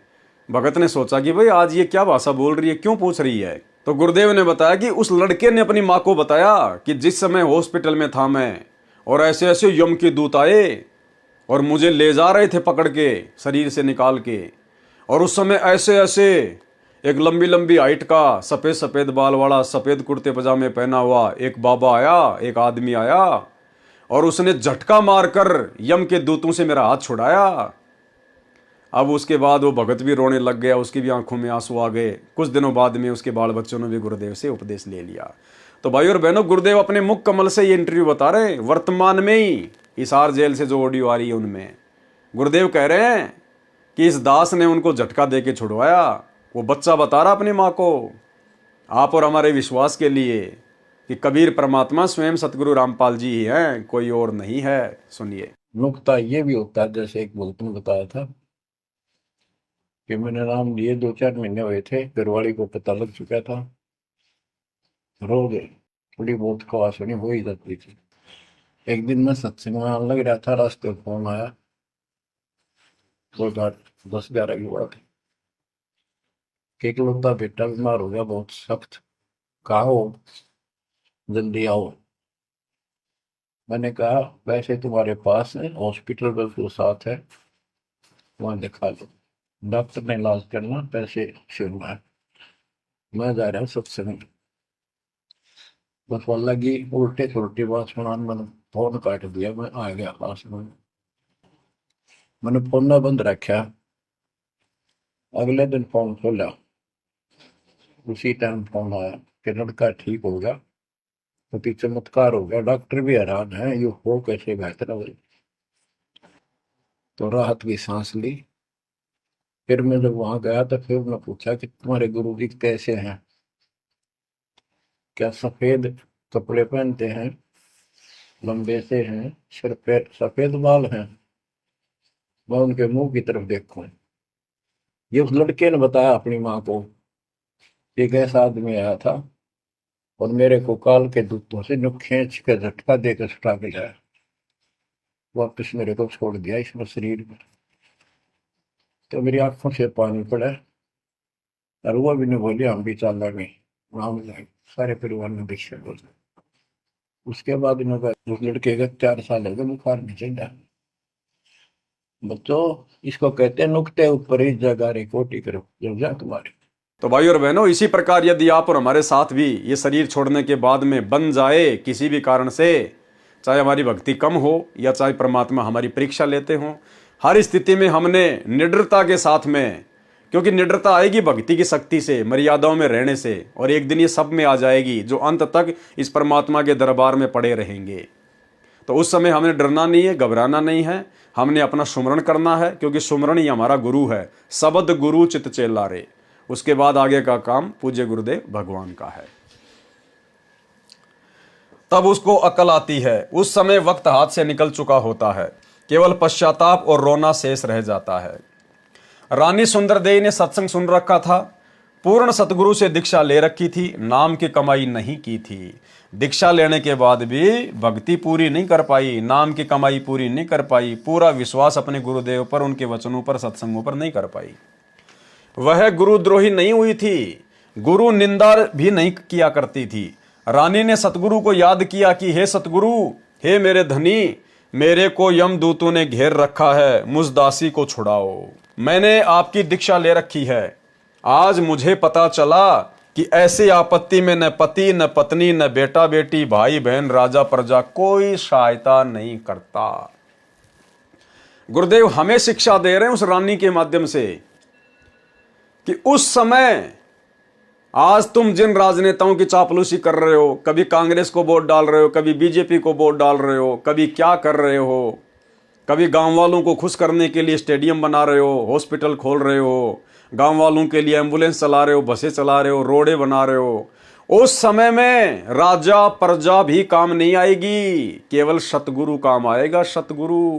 तो आप और हमें गुरुदेव शिक्षा दे रहे हैं कि अपने गुरुजी के प्रति पूर्णतया समर्पित रहो, इन राजनेताओं की, चंद नेताओं की चापलूसी ना करो, दुनिया को खुश करने का प्रयास मत करो, ये दुनिया अंत समय में काम नहीं आएगी, सतगुरु काम आएगा। सतगुरु को प्रसन्न करने वाली भक्ति क्रिया करो, और सतगुरु इन आडंबरों से, पाखंडों से प्रसन्न नहीं होता, सतगुरु मर्यादित भक्ति से प्रसन्न होता है। आज मुझे पता चला कि ऐसी आपत्ति में न पति न पत्नी न बेटा बेटी न भाई बहन न राजा प्रजा कोई सहायक नहीं होता। रानी के जीव ने हृदय से सतगुरु को पुकारा, तुरंत सतगुरु कबीर जी वहां उपस्थित हुए, तुरंत सतगुरु रामपाल जी परमेश्वर वहां पर उपस्थित हो जाते हैं, क्योंकि ये परमात्मा आत्मा के अंग संग ही रहता है शब्द रूप में। रानी ने दौड़कर सतगुरुदेव जी के चरण लिए। उसी समय यमदूत भागकर हरि यानी धर्मराज के पास गए और बताया कि उसका सतगुरु आया, तो वहां पर प्रकाश हो गया। जीव ने सत्य सुकृत नाम जपा था। यमदूतों ने क्या बताया कि उस जीव ने सत्य सुकृत नाम जपा था। लेकिन भाइयों और बहनों, उसने सत्य सुकृत जाप नहीं जपा, क्योंकि वो तो अपने सतगुरु को याद कर रही थी। हे सतगुरु, हे सतगुरु, हे गुरुजी, हे धनी। नाम तो भूल चुकी थी वो, नाम तो वो जपती नहीं थी, नाम तो उसकी जुबान पे था ही नहीं। वो तो यमदूतों को परमात्मा ने सत सुकृत नाम सुनाया, ताकि वो यमदूत जब धर्मराज को जाकर बताएं तो धर्मराज समझ जाए कि हाँ भाई, अगर सत सुकृत नाम जपा था तो उसका गुरु कौन होगा। उसको इतना ही याद था, इस कारण से उसको यमदूतों से छुड़वाया तथा पुनः जीवन बढ़ाया। तब रानी ने दिल से भक्ति की, फिर सतगुरु कबीर जी ने पुनः सतनाम सारनाम दिया, उसकी कमाई की। क्योंकि भाइयों और बहनों, वो सत सुकृत जपेगी कहां से, क्योंकि परमात्मा ने तो बीच बीच के 5 मंत्र दिए थे उस समय 650 साल पहले। ये कंप्लीट नाम तो किसी को दिया ही नहीं। जो सत सुकृत शब्द प्रथम मंत्र के शुरुआती मंत्र में आता है, तो वो नाम तो उस समय किसी को परमेश्वर ने दिया ही नहीं था, केवल बीच बीच के 5 मंत्र दिया करते थे। तो रानी कहां से सत सुकृत जाप करती। वो तो गुरुदेव ने, कबीर परमात्मा ने यमदूतों को सुनाया, जिस कारण से वहां पर प्रकाश ही प्रकाश हो गया और यम के दूत वहां से भाग निकले। उसको इतना ही याद था, इस कारण से उसको यमदूतों से छुड़वाया तथा पुनः जीवन बढ़ाया। तब रानी ने दिल से भक्ति की, फिर सतगुरु कबीर जी ने पुनः सतनाम सारनाम दिया, उसकी कमाई की। संसार असार दिखाई देने लगा, क्योंकि अपनी आंखों से देख लिया था ना कि भैया अगर नाम की कमाई नहीं की, भक्ति नहीं की, तो फिर से मेरे सामने वैसी परिस्थितियां पैदा होंगी। परमात्मा ने उसको डरा दिया और उस डर के कारण उसने फिर जम के भक्ति की। राज धन परिवार पराया दिखाई दे रहा था। आज आप और हम भाई बहन जिस राज्य को, धन को और परिवार को सुरक्षित रखने के चक्कर में बैठे हुए ना, परमात्मा हमारी आंखें खोलना चाह रहे हैं कि उस रानी को फिर ये राजा, राज्य, धन, नौकर चाकर, सुविधा सब कुछ उसको आसार नजर आने लगी कि अंत में कोई भी काम नहीं आएगा। राज धन परिवार पराया दिखाई दे रहा था, जाने का समय निकट लग रहा था। इस कारण से रानी ने तन मन धन सतगुरु चरणों में समर्पित करके भक्ति की, तो सत्य लोक में गई, यानी मोक्ष की अधिकारी बनी। वहां परमेश्वर कौन, सत्य पुरुष ने रानी के जीव के सामने अपने ही दूसरे रूप सतगुरु से प्रसन्न किया। अब देखो भाई और बहनों, हमारी परीक्षा, अब देखना हमारी परीक्षा है इसमें कैसे है। वहां परमेश्वर सत्य पुरुष ने, यानी जब परमात्मा रानी को सतलोक लेकर गए, यानी परमेश्वर तो सेकंड में रचना कर सकता है इसी 21 ब्रह्मांड में सतलोक की। 1 सेकंड भी नहीं लगे परमात्मा को, फ्रैक्शन ऑफ सेकंड। जैसे इब्राहिम सुल्तान जंगल में शिकार खेलने गया, शिकार नहीं मिला, हिरण के पीछे दौड़ा, पानी की भयंकर प्यास लगी, भूख लगी, 10 मिनट पानी नहीं मिला तो वो भी मरे, घोड़ा भी मरा। परमेश्वर ने उसी क्षण वहां पर बाग बगीचे रच दिए, सुंदर तालाब रच दिया और स्वयं 2 कुत्ते लेकर बैठ गया। राजा बीर सिंह बघेल अपने सैनिकों के साथ में जंगल में शिकार करने गया, उसी समय परमात्मा आ गए। राजा ने कहा कि चलो जी शिकार खेलने चलते हैं। गुरुदेव ने कहा कि भाई अगर मैं तुम्हारे साथ चलूंगा तो शिकार नहीं मिलेगा, लेकिन राजा को विश्वास नहीं हुआ। चले गए, शिकार नहीं मिला और पानी की इतनी भयंकर प्यास लगी, गर्मियों का समय था। राजा ने सैनिकों को दौड़ाया कि कहीं कोई पानी की व्यवस्था करो, लेकिन पानी नहीं मिला। सबने सोचा कि भैया अगर 20 मिनट में पानी नहीं मिला तो सारे मरेंगे आज। उसी समय परमात्मा ने कहा कि उस पहाड़ के ऊपर जाओ और वहां पर सुंदर बाग बगीचे हैं, फलदार वृक्ष हैं और शुद्ध वहां पर तालाब भरा हुआ जल का। तो 1 सेकंड में परमात्मा ने रच दिया। तो ऐसे ही परमेश्वर ने 1 सेकंड में सतलोक रच दिया और परमेश्वर रानी को कहां लेके गए, उस सतलोक में लेके गए। अब यहां पर जो जिक्र गुरुदेव करना चाहते हैं, उसमें परमात्मा हमें क्या समझाना चाहते हैं, आप और हमारी परीक्षा है। इस कारण से रानी ने तन मन धन सतगुरु चरणों में समर्पित करके भक्ति की, तो सतलोक में गई। अब सतलोक में जाने के बाद क्या हुआ, वहां कहां, सतलोक में परमेश्वर अर्थात सत्य पुरुष ने रानी के जीव के सामने अपने ही दूसरे रूप सतगुरु से प्रसन्न किया। यानी एक रूप में परमात्मा वहां सतलोक में बैठे हुए हैं और एक रूप में उसके गुरु के रूप में उसको नीचे से ऊपर लेकर गए। और सतलोक में बैठे हुए रूप ने सतगुरु वाले रूप से सवाल किया, प्रसन्न किया रानी को लेकर। वहां परमेश्वर ने रानी के जीव के सामने अपने ही दूसरे रूप सतगुरु से प्रसन्न किया कि हे कड़ीहार यानी तारणहार, मेरे जीव को यमदूतों ने कैसे रोक लिया। सतगुरु रूप में कबीर जी ने कहा कि हे परमेश्वर, इसने दीक्षा लेकर भक्ति नहीं की, इस कारण से इसको यमदूतों ने घेर लिया था, मैंने छुड़वाया। परमेश्वर कबीर जी ने जीव से कहा कि आपने भक्ति क्यों नहीं की, सतलोक में कैसे आ गई। सिर नीचा करके जीव ने कहा कि पहले मुझे विश्वास नहीं था, फिर यमदूतों की यातना देखकर मुझे आपकी याद आई, आपका ज्ञान सत्य लगा, आपको पुकारा, आपने मेरी रक्षा की, फिर मेरे को वापस जीवन दिया गया, तब मैंने दिलो जान से आपकी भक्ति की। भाइयों और बहनों, यदि ये परीक्षा आप और हमारी हो जाए, आज इस कलयुग की बिचली पीढ़ी में गुरु और गोविंद का जो भेद था, जो ज्ञान आधार से गुरुदेव ने समाप्त कर दिया है कि गुरु और गोविंद दो नहीं भाई, जब तक दो समझोगे दो जग में जाई। अगर इस प्रकार की परीक्षा गुरुदेव आप और हमारी ले लें, हमें सतलोक लेकर जाएं या यहीं पर सतलोक की रचना कर दें और हमें लेकर जाएं नीचे से सतगुरु रामपाल जी अपने रूप में, और वहां हमने देखा कि सिंहासन लगा हुआ है, कोई और कबीर परमात्मा बैठा हुआ है, तो हमने उस परमेश्वर को महत्व नहीं देना है। धोखा खा जाएंगे उसी समय, फेल हो जाएंगे उसी समय। हमारा गुरु ही परमेश्वर है, गुरु ही सत्य पुरुष है। हमने उस सिंहासन वाले के किसी भी सवाल का कोई जवाब नहीं देना, केवल अपने गुरुदेव भगवान के आगे हाथ जोड़ने, उन्हीं से अर्ज करनी है, उन्हीं से प्रार्थना करनी है। ये हमारी परीक्षा होगी और त्रिकुटी पर भी परमात्मा हमारी इस प्रकार से परीक्षा लेंगे। एक सत्संग में गुरुदेव ने हमें क्या समझाया कि गुरु गोविंद दोनों खड़े काके लागू पाए, बलिहारी गुरु अपना जिन गोविंद दियो बताए। गुरुदेव ने बताया जब तुम त्रिकुटी पर जाओगे और एक रूप में तो वहां पर मैं खड़ा हूं यानी तुम्हारा गुरु, और दूसरे रूप में यदि कबीर परमात्मा अपने ओरिजिनल रूप में आ जाए, दाढ़ी मूछ वाले रूप में, जिसको नादान संगत कबीर भगवान मानती है, तो भगत को गुरुदेव ने आदेश दिया कि बलिहारी गुरु अपना जिन गोविंद दियो मिलाए। अपने ही गुरुदेव के चरणों में गिरना है।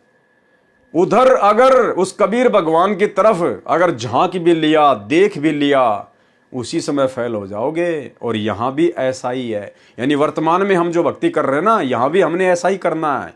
इसलिए तो हमने दाढ़ी मूछ वाली कबीर जी की फोटो को घर से बाहर कर दिया कि ना रहेगा बांस, ना बजेगी बांसुरी। तो पहले सुनिए ये सत्संग। गुरु और गोविंद दोनों खड़े, वहां मान लीजिए परमात्मा दोनों रूप बना के खड़ा हो जा, एक दास का रूप और दूसरा अपना ओरिजिनल रूप। तो कहते हैं वहां भी परीक्षा होगी, किसके लागू पाए। सबसे पहले कहते बलिहारी गुरु अपना जिन गोविंद दियो मिलाए। अपने गुरु जी के ही चरणों में गिरना, वहां पर परमात्मा की तरफ अगर झांक भी लिया उधर साथ होगी तो वो रिजेक्ट करेंगे आपको। यहां भी ऐसा ही होगा।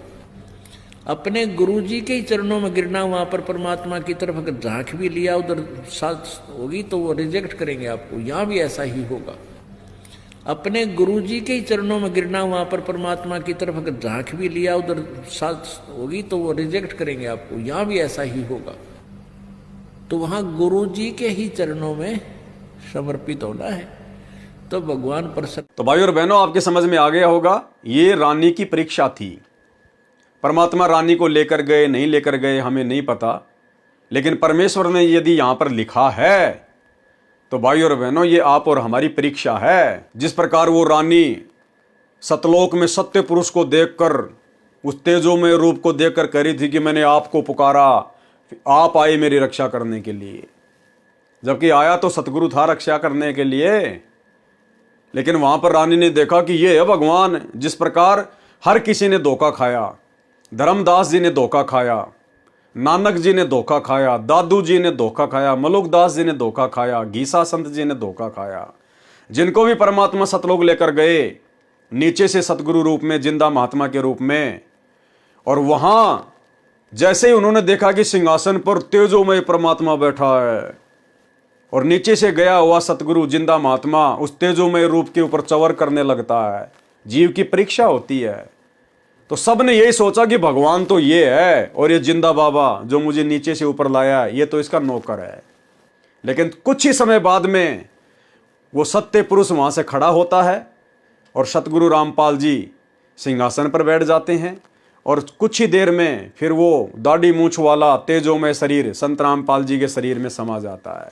अकेले सतगुरु रामपाल जी सिंहासन पर रह जाते हैं।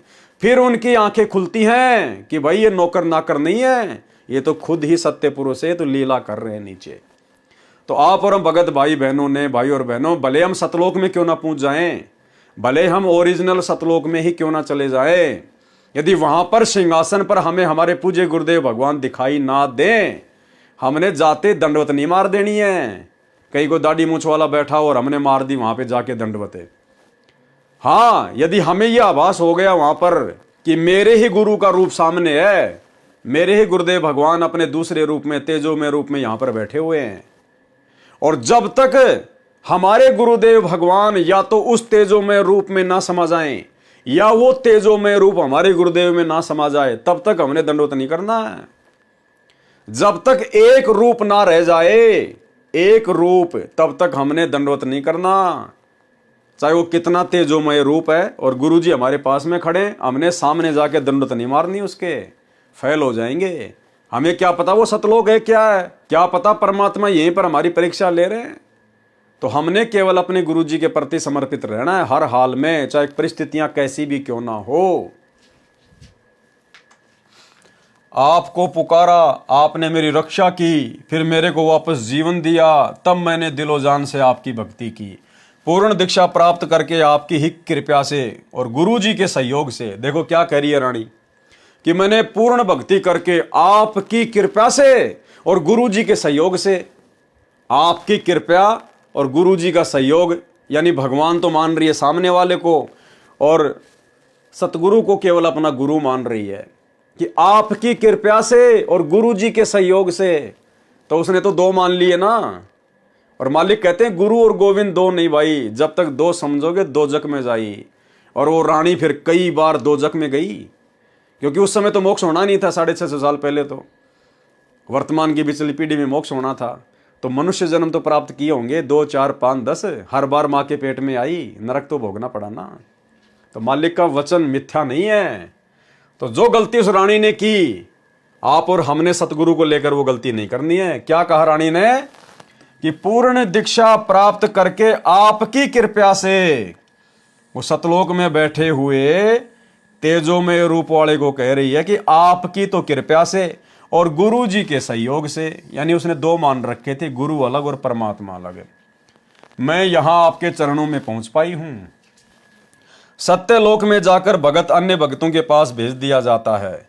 सुंदर अमर शरीर मिलता है, बहुत बड़ा आवास यानी महल मिलता है, विमान आंगन में खड़ा है, सिद्धियां आदेश का इंतजार करती हैं, तुरंत विद्युत की तरह सक्रिय हो जाती है, बिजली की तरह। जैसे बिजली का बटन स्विच दबाते ही बिजली से चलने वाला यंत्र तुरंत कार्य करने लगता है, ऐसे वहां पर वचन का बटन स्विच है। जो वस्तु चाहिए बोलिए, वस्तु पदार्थ आपके पास उपस्थित होगा। जैसे भोजन खाने की इच्छा होते ही आपके भोजन स्थल पर गतिविधि प्रारंभ हो जाएगी, थाली गिलास रखे जाएंगे। कुछ देर में खाने की इच्छा बनी तो सिद्धि से उठकर रसोई में रखे जाएंगे, मिनट पश्चात इच्छा हुई तो भी उसी समय व्यवस्था हो जाएगी।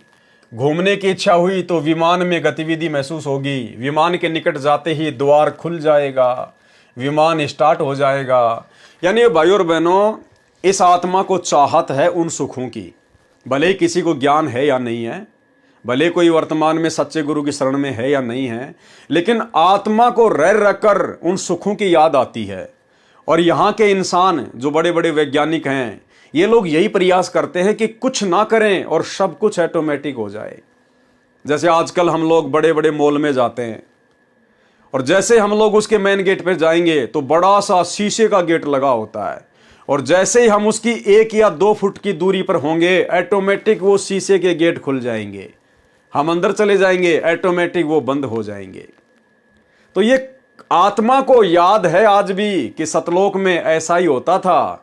वहां पर कोई भी काम हाथ से नहीं करना पड़ता था, केवल मन में सोचना पड़ता था। उसी समय परमेश्वर की शक्ति से सिद्धियां ऑटोमेटिक सारा काम कर दिया करती थी।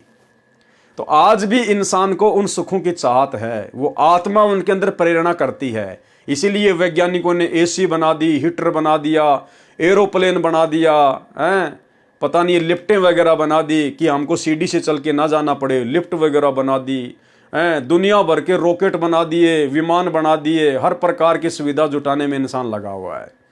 लेकिन इनमें वो आनंद नहीं है। वो आनंद तो सतलोक में ही जाकर मिलेगा। मिनट पश्चात इच्छा हुई तो भी उसी समय व्यवस्था हो जाएगी। घूमने की इच्छा हुई तो विमान में गतिविधि महसूस होगी। अब देखो, पहले गाड़ियां आती थी, गैर वार लगाते थे, किलिच विलिच होती थी, बड़ा जोर लगता था, हैंडल भी ऐसा ही होता था। आजकल देखो पावर स्टीयरिंग आ गए, उंगली के इशारे से गाड़ियां चलती हैं, बिना गियर की ऑटोमेटिक गाड़ियां आ गई। तो बताओ कितनी सुविधा हो गई। और भी अच्छी सुविधा उपलब्ध हो, इसके इंतजाम में दिन रात वैज्ञानिक रिसर्च करते रहते हैं कि अब ऐसी कार आएगी जो बिना ड्राइवर के चलेगी। बस अपने घर का नक्शा डालो, जहां भी जाना है वहां की लोकेशन डालो, कार तुम्हें ऑटोमेटिक लेके जाएगी, चाहे सोते हुए जाना। तो भाई वो असली आनंद तो सतलोक में आएगा। यहां वाली तो न जाने कहां पर बिठा के मार देंगी, कोई भरोसा नहीं है। विमान के निकट जाते ही द्वार खुल जाएगा, विमान स्टार्ट हो जाएगा। जहां जिस द्वीप में जाने की इच्छा होगी, विचार करने पर विमान उसी ओर उड़ चलेगा। इच्छा करते ही ताजे ताजे फल पेड़ों से तोड़कर लाकर आपके समक्ष रख दिए जाएंगे। सतलोक की नकल ये काललोक है। इसी तरह स्त्री पुरुष परिवार है। अब भाई और बहनों, आगे हम जो पढ़ने वाले हैं ना, अब आगे हम जो पढ़ने वाले हैं, ये हमने बहुत ही ध्यान से पढ़ना है, क्योंकि दास के तो समझ में आ नहीं पाई ये बात। दास ने लगभग 2-3 साल पहले भी इसको देखा था, लेकिन उस समय भी मेरी समझ में नहीं आई। और वर्तमान में ये वीडियो बना रहा हूँ, इससे पहले भी मैंने 4-5 बार इसको खूब पढ़ा, सोचा, लेकिन मेरी समझ में नहीं आई ये बात। अब ये बात जो आगे हम पढ़ेंगे, हो सकता है ये लाइनें गुरुदेव भगवान ने आप और हमारी परीक्षा के लिए लिखी हैं, कि इन बातों को हम ऐसा का ऐसा ही स्वीकार करते हैं, या गुरुदेव के सत्संगों से मेल करके हम लोग विचार विमर्श करते हैं, कुछ चिंतन मनन भी करते हैं। तो हो सकता है गुरुदेव ने आप और हमारी परीक्षा के लिए ये कुछ लाइनें कबीर सागर के सरलार्थ में लिखी हैं, क्योंकि इन लाइनों में लिखा है कि सतलोक में 90% संतान उत्पत्ति मैथुन क्रिया से होती है, और 10% बच्चे केवल शब्द से पैदा किए जाते हैं, और 90% मैथुन क्रिया से, जैसे हम यहाँ पर शारीरिक भोग विलास करके बच्चे पैदा करते हैं। तो ये बात आप और हमारे तो गले बिल्कुल भी नहीं उतर सकती, क्योंकि सतलोक में तो भोग विलास है ही नहीं, वहां तो मैथुन क्रिया का कोई लेना देना ही नहीं है। और गुरुदेव ने कहा कि वहां तो 90% संतान उत्पत्ति मैथुन क्रिया से होती है, और 10% केवल शब्द से संतान उत्पत्ति होती है। तो यहां पर हो सकता है गुरुदेव हमारी परीक्षा ले रहे हैं। इसी तरह स्त्री पुरुष परिवार हैं। सत्यलोक में 2 तरह से संतानों की उत्पत्ति होती है। कहां की बात कर रहे हैं गुरुदेव? सतलोक की बात कर रहे हैं। सतलोक में 2 तरह से संतानों की उत्पत्ति होती है, शब्द से तथा मैथुन से।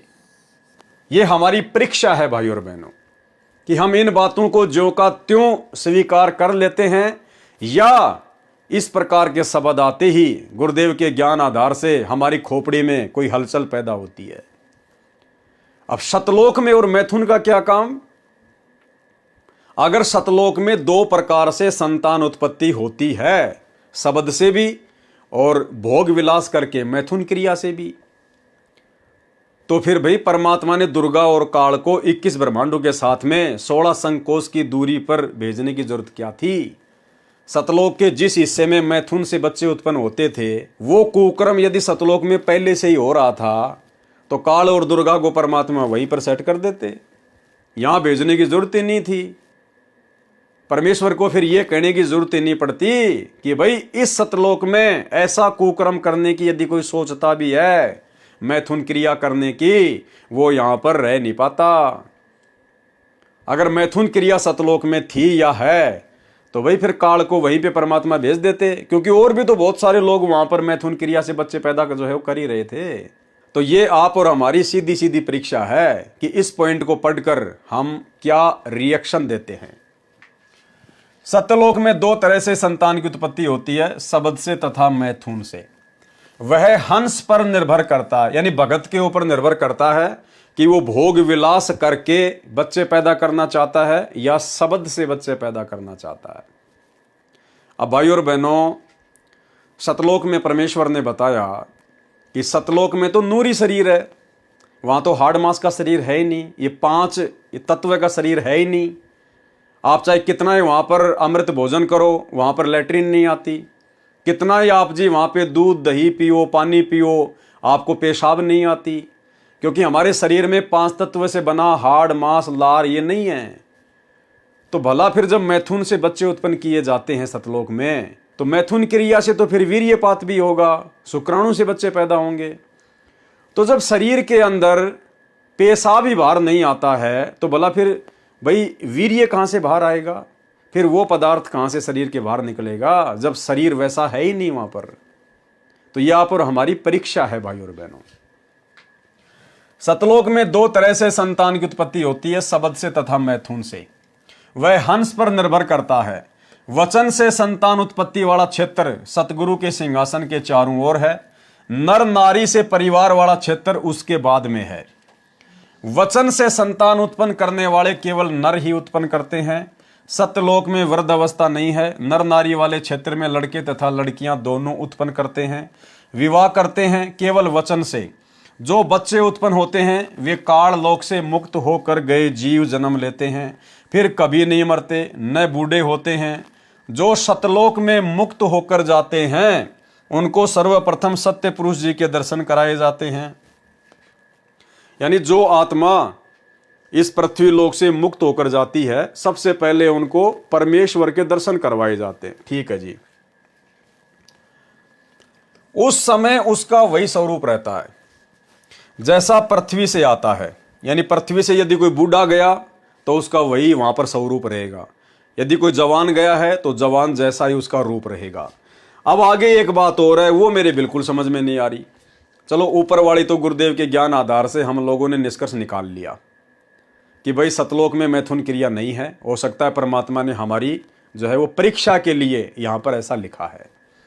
लेकिन अब जो नीचे हम पढ़ेंगे वो तो भाई और बहनों मेरे बिल्कुल भी समझ से बाहर की बात है। आप में से अगर किसी के समझ में आ जाए तो भाई और बहनों आप जी बता देना। अन्यथा अगर गुरुदेव की परीक्षा होती, अगर ये शब्द यहाँ पर गुरुदेव की अगर परीक्षा होती तो ज़रूर परमात्मा हमें इतनी बुद्धि देते कि हम उसको समझ पाते। लेकिन यहाँ पर भाई और बहनों मुझे या तो ये मिलावट लगती है या फिर इस कबीर सागर को प्रिंट करवाते समय ये गड़बड़ हुई है। नहीं, गुरुदेव ने अगर कोई बात लिखी है तो हमारे समझ में जरूर आनी चाहिए। परंतु वरद नीचे से गया, परंतु यदि कोई बूढ़ा व्यक्ति नीचे से गया कहां सतलोक, तो वहां सत्य पुरुष के सामने उसी अवस्था व स्वरूप में जाता है। क्या कहा जा रहा है? यदि नीचे से कोई बूढ़ा आदमी मोक्ष प्राप्त करके गया सतलोक में तो सत्य पुरुष के सामने उसी अवस्था व स्वरूप में जाता है। यानी बूढ़ा आदमी बूढ़े आदमी वाली ही रूप में स्वरूप में वहां पर जाएगा सत्य पुरुष के सामने। क्लियर हो गया? उसका प्रकाश 16 सूर्यों के प्रकाश जितना हो जाता है। ठीक है। उसके पश्चात उसको उस स्थान पर भेजा जाता है जो सबसे भिन्न है। वहां जाते ही उसका स्वरूप तो वैसा ही रहता है, लेकिन उसके शरीर का प्रकाश 16 सूर्यों जैसा हो जाता है। तो वो तो पहले भी हो ही गया था। अब यहां आगे क्या कहा जा रहा है? परंतु यदि वरद नीचे से गया है तो युवा अवस्था हो जाती है। अब ये दोगली सी बातें हो गई भाई और बहनों, समझ से बाहर की बात है। ऊपर तो क्या कहा जा रहा है? यदि कोई बूढ़ा आदमी नीचे से सतलोक जाएगा तो वो बूढ़ा ही रहता है, परंतु वरद नीचे से गया तो वहां सत्य पुरुष के सामने उसी अवस्था वह स्वरूप में जाता है। कौन सी में? बूढ़े वाली में। और यहां क्या कहा जा रहा है? यदि वरद यानी बूढ़ा नीचे से गया है तो युवा अवस्था हो जाती है। अब ये दास की समझ से बाहर की बात है भाई और बहनों। एक लाइन ऊपर तो कहा जा रहा है कि सतलोक में नीचे से यदि कोई बूढ़ा आदमी जाएगा तो वो बूढ़े जैसा रहेगा, और दूसरी लाइन में कहा जा रहा है कि नीचे से यदि कोई बूढ़ा गया तो वो युवा हो जाता है। अब ये मिलावट है या क्या चक्कर है, दास की तो बुद्धि से बाहर की बात है। अब इसके ऊपर भला हम क्या विश्लेषण करें? जब समझ से बाहर की बात है तो भला क्या विश्लेषण करें? कुछ एक बातें परमेश्वर ने सत्संगों में ये भी कह रखी है कि यदि आपको कोई बात समझ में नहीं आती है तो उसको छोड़ देना, फिर कभी न कभी किसी न किसी सत्संग के माध्यम से कैसे न कैसे वो बात परमात्मा समझा देगा। तो या तो ये बहुत ही गहरी और गूढ़ ज्ञान वाली कोई बात है जो आप और हमारी बुद्धि से बाहर की बात है, और यदि हमसे कोई गलती हुई हो तो परमेश्वर हमें क्षमा करें, हम क्षमा प्रार्थी हैं। और बाकी आप और हमारे समझ से बाहर की बात है, ये मिलावट है या परमात्मा के कोई गूढ़ ज्ञान की बात है, ये हम परमेश्वर के ऊपर ही छोड़ देते हैं। हम ज़्यादा दिमाग इसमें नहीं लगाएंगे और हमारे कोई मतलब की भी नहीं है। अब वहाँ जाने के बाद हम बूढ़े रहेंगे, बच्चे रहेंगे, जवान रहेंगे, हमारी तो चलेगी नहीं। जैसे यहाँ हमारी नहीं चल रही तो सतलोक में हमारी कहाँ चलेगी? वहाँ पर तो सत्य पुरुष की चलेगी। यहाँ पर जैसे काल की चलती है वहाँ पर परमात्मा की चलेगी। वो परमात्मा चाहे बूढ़ा रखे चाहे जवान रखे, हम कौन होते फिर उसे जवान लड़ाने वाले? तो इसको हम छोड़ देते हैं। जब कभी पूज्य गुरुदेव भगवान हिसार जेल से लीला पूरी करके आएंगे और यदि हमें सौभाग्य मिलेगा उनके दर्शन करने का, उस समय परमेश्वर के सामने रखेंगे, परमात्मा शंका का समाधान करेंगे। परंतु वरद नीचे से गया तो वहां सत्य पुरुष के सामने उसी अवस्था व स्वरूप में जाता है। उसका प्रकाश 16 सूर्यों के प्रकाश जितना हो जाता है। उसके पश्चात उसको उस स्थान पर भेजा जाता है जो सबसे भिन्न है। वहां जाते ही उसका स्वरूप तो वैसा ही रहता है, लेकिन उसके शरीर का प्रकाश 16 सूर्य जैसा हो जाता है। अब शरीर का प्रकाश पहले भी 16 सूर्य जैसा और वहां जाने के बाद भी 16 सूर्य जैसा हो जाता है, तो वो तो पहले ही था। अब यहाँ लिखा जा रहा है कि जब ऊपर जाता है तो बूढ़ा जो है बूढ़ा ही रहता है, और यहाँ लिखा जा रहा है कि बूढ़ा ऊपर जाता है तो वो जवान हो जाता है। परंतु यदि वृद्ध नीचे से गया है तो युवावस्था में हो जाती है। तो ये छोड़ दीजिए भाई और बहनों, आप और हमारी समझ से बाहर की बात है। या फिर ये मिलावट हुई है या फिर ये प्रिंट करवाते समय गलती हुई है, तो बताओ फिर हम इनका क्या निष्कर्ष निकालेंगे? जवान है तो जवान ही रहता है, बालक है तो बालक ही रहता है। वहां पर कुछ को सत्य पुरुष के वचन से स्त्री पुरुष का शरीर मिलता है, कुछ बीज रूप में परमेश्वर द्वारा बनाए जाते हैं, जिनका फिर एक बार किसी के घर सतलोक में जन्म होगा, परिवार बनेगा। उस स्थान पर वे हंस एक बार जन्म लेंगे जो काल लोक तथा अक्षर लोक से मुक्त होकर जाते हैं। एकांत स्थान पर रखे जाते हैं। वे दोनों क्षेत्रों में जन्म लेते हैं। वचन से उत्पन्न होने वाले तथा स्त्री पुरुष से जन्म लेने वाले में स्त्री पुरुष से उत्पत्ति की औसत अधिक होती है। ये औसत 10/90 होती है, यानी 10% तो शब्द से बच्चे उत्पन्न होते हैं सतलोक में, और 90% होते हैं विवाह रीति से उत्पन्न होते हैं, यानी मैथुन क्रिया से उत्पन्न होते हैं। तो ये तो भाई और बहनों बिल्कुल भी स्वीकार्य बात नहीं है, क्योंकि हमारे गुरुदेव भगवान ने, सतगुरु रामपाल जी परमेश्वर ने अपने 30 वर्षों के आध्यात्मिक कैरियर में उन्होंने हजारों की संख्या में सत्संग किए हैं, बार बार सृष्टि रचना सुनाई है। परमात्मा ने कभी भी इस बात का जिक्र नहीं किया कि सतलोक में मैथुन क्रिया से बच्चे उत्पन्न होते हैं। अगर ऐसा होता तो काल को यहाँ भेजने की जरूरत कहाँ थी? परमात्मा उसी क्षेत्र में भेज देता दुर्गा और काल को कि भाई जब लाखों करोड़ों आत्माएं पहले से वहाँ पर मैथुन क्रिया कर रही हैं तो तुम भी वहीं जाके मर लो। यहाँ भेजने की परमात्मा ने आवश्यकता ही नहीं थी। और एक सत्संग में गुरुदेव ने बिल्कुल साफ कह रखा है कि सतलोक में केवल वचन से उत्पत्ति होती है, वहाँ मैथुन क्रिया से बच्चे उत्पन्न नहीं होते। सुनिए। तो सतलोक में आके सतपुरुष ने एक कमल के फूल पर, कमल का फूल बिना पानी के वैसे अपनी शक्ति से ऐसे बनाया, उसके ऊपर सफेद कमल के फूल पर स्वयं सतपुरुष आकार में आ गया। उनकी इतनी चमक है कि एक रूम में इतनी चमक निकलती है जैसे करोड़ों सूर्य और करोड़ों चांद मिला दे, और दोनों की रोशनी मिलकर जो चमक देवा पर गर्मी ना हो, इतनी झलक उस बंदी छोड़ भगवान सतपुरुष के एक रूम में तो निकल रही है। इतना उनका तेजो में शरीर है। तो सतपुरुष ने अपने कहते हैं 17 शब्द उच्चारण किए, वहां सतलोक की सृष्टि रची। एक तो जैसे पूरा 10 किले हो और फिर उसमें कंस्ट्रक्शन करनी न्यारी होती है, वो रचना की। एक शब्द से उन्होंने वहां के उस सतलोक के सब दीप रच दिए। एक द्वीप की इतना क्षेत्र है कि ये सारे ब्रह्मांड और उस एक द्वीप के कोण में रखे जा सकते हैं। इतना बड़ा विस्तार एक द्वीप का है। तो सबसे पहले बंदी छोड़ ने एक शब्द से वहां के सभी द्वीप रच दिए और फिर 16 शब्द उच्चारण किए। शब्द से सृष्टि होती है सतलोक में, ये मैथुन सृष्टि नहीं है। और फिर 16 शब्द उच्चारण किए। शब्द से सृष्टि होती है सतलोक में, ये मैथुन सृष्टि नहीं है। और फिर 16 शब्द उच्चारण किए। शब्द से सृष्टि होती है सतलोक में, ये मैथुन सृष्टि नहीं है। पहले शब्द से दीप लोक आदि रच दिए। दूसरे शब्द से फिर 16 शब्दों से 16 पुत्र वहां जिन्होंने वहां पर कंट्रोल करना है उस सारी सृष्टि के सतलोक की को, वो बनाए। तो भाई और बहनों, ये बात तो यहाँ पर आप और हमारी परीक्षा के मकसद से ही पूज्य गुरुदेव के द्वारा लिखी गई है और पूज्य गुरुदेव जी के सत्संग से ही हमने इसको क्लियर भी कर लिया है। सत्यलोक में स्त्री तथा नर के शरीर का प्रकाश 16 सूर्यों के प्रकाश के समान होता है। मिनी सतलोक मानसरोवर पहले है, वहां दोनों के शरीर का प्रकाश 4 सूर्यों के समान होता है।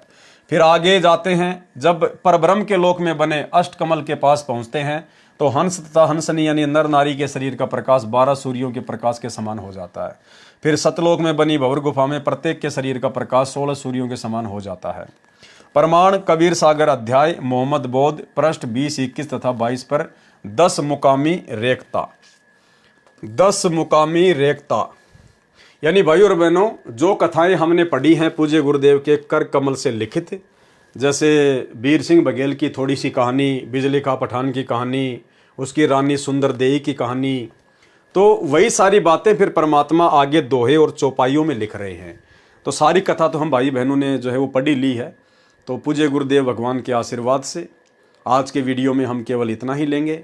कल रात्रि 8 बजे परमेश्वर के आशीर्वाद से फिर आगे हम बढ़ेंगे। परमेश्वर और नई नई जानकारियाँ कबीर सागर के सरलार्थ के माध्यम से आप और हमें उपलब्ध करवाएंगे। तो आज की वीडियो में केवल इतना ही। गुरुदेव भगवान हम सबको आज्ञा दें, इजाज़त दें, आशीर्वाद दें। बंदी छोड़ सतगुरु रामपाल जी भगवान की जय हो।